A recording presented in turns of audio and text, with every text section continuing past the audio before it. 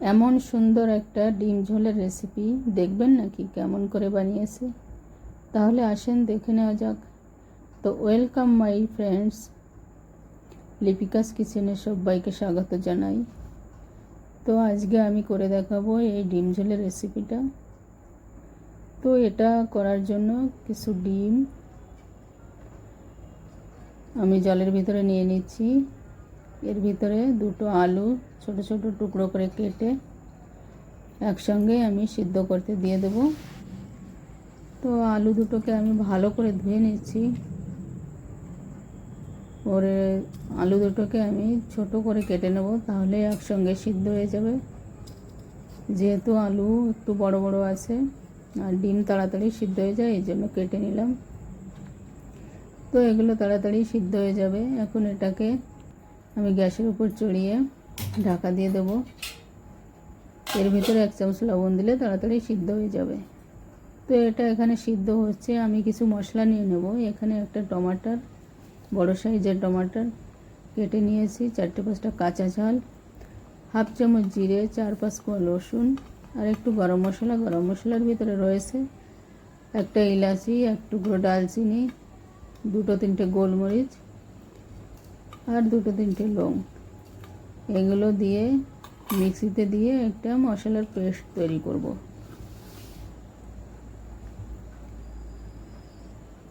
তো মশলার পেস্টটা আমার তৈরি করা হয়ে গেছে। এটাকে বাটিতে ঢেলে এটাকে আমি সাইডে রেখে দেব। আর যে ডিমগুলো আমি সিদ্ধ করতে চড়িয়েছিলাম সেগুলো সিদ্ধ করা হয়ে গেছে। এখন ওগুলো ভালো করে আমি সবগুলো একটা একটা করে সিলে নেব। আলুও সিলে নেব। আর আলু একটু ছোট ছোট করে কাটবো। আর ডিমগুলোতে আমি চাকু দিয়ে 1-2 করে কাট লাগিয়ে দেব, তাহলে এর ভিতর মশলার ঝোলটা ভালো করে ঢুকবে আর ঝোলটাতেও ভালো করে টেস্ট আসবে। তো একটা বড় সাইজের পেঁয়াজের হাফ আমি এখানে কেটে নিচ্ছি। এটাও আমি সামনে ব্যবহার করব। তো আমি একটা ননস্টিক চড়িয়ে দিয়েছি, তার ভিতরে কিছুটা বড় 2 চামচ তেল দিয়ে দিয়েছি। তেলটা আমার গরম হয়ে গেছে। এখন এর ভিতরে 2-3 চুটকি লবণ দিয়ে দিলাম। লবণ দিলে কখনোই কোনো সবজি, কড়াই হোক ননস্টিক হোক, লেগে যায় না। তো ডিমগুলো আমি এখানে লবণ হলুদ দিয়ে হালকা করে ভেজে নেব।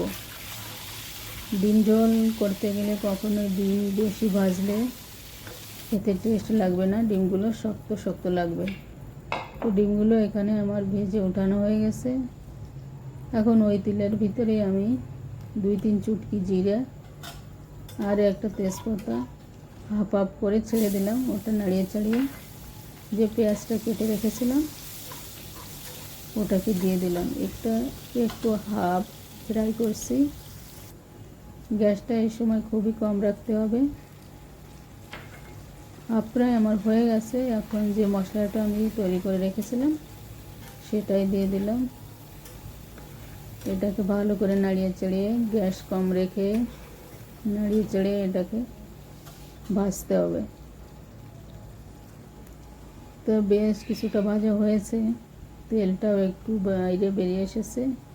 এই সময় এর ভিতরে আমি 1/2 চামচ ধনিয়া, 1/2 চামচ হলদি আর 1/2 চামচ আমি লবণ দিয়েছি। লবণ আমি এর আগেও একবার ব্যবহার করেছি ডিম মাখার সময়, তো সেটা মাথায় রেখেই লবণ ব্যবহার করতে হবে। তো এটাকে আমি ভালো করে ভেজে নিয়েছি, তেলটাও ছাড়তে শুরু করেছে। এখন আমি ডিমগুলো দিয়ে দিলাম। এটাকে নাড়িয়ে চাড়িয়ে আমি এর ভিতরে আলুগুলো দিয়ে দেব।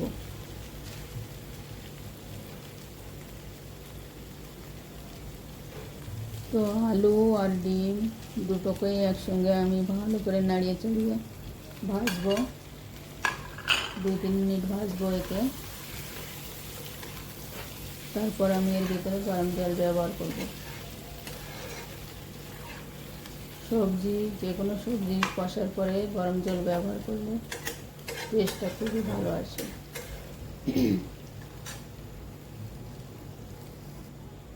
তো এটা আমার ভাজা হয়ে গেছে। এখন আমি পরিমাণ মতন এর ভিতরে জল দিয়ে দেবো।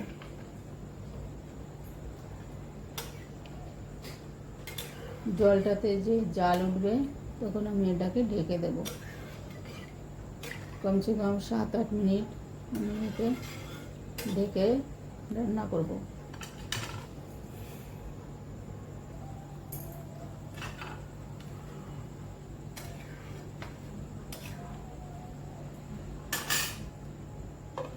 তো আমি এখানে এটাকে ঢেকে দিলাম, আর রান্না প্রায় শেষের পথে।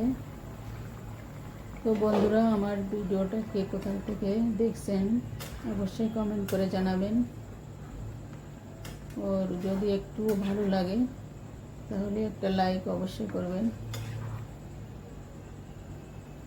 একটা লাইক, একটা কমেন্ট পেলে আমাদের ভিডিও করতে খুবই ভালো লাগে, উৎসাহ বাড়ে। তো রান্নাটা আমার কমপ্লিট হয়ে গেছে। এখন আমি এরপরে দিয়ে ধনের পাতা কুচি কুচি করে কেটে ছেড়ে দিলাম। তো রান্না কমপ্লিট। 2 মিনিট রেস্টে রেখে দিয়ে এখন আমি ঢেলে নিচ্ছি।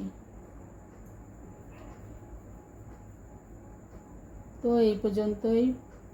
সবাই ভালো থাকেন, সুস্থ থাকেন, এই কামনা ঈশ্বরের কাছে করেই ভিডিওটা শেষ করছি।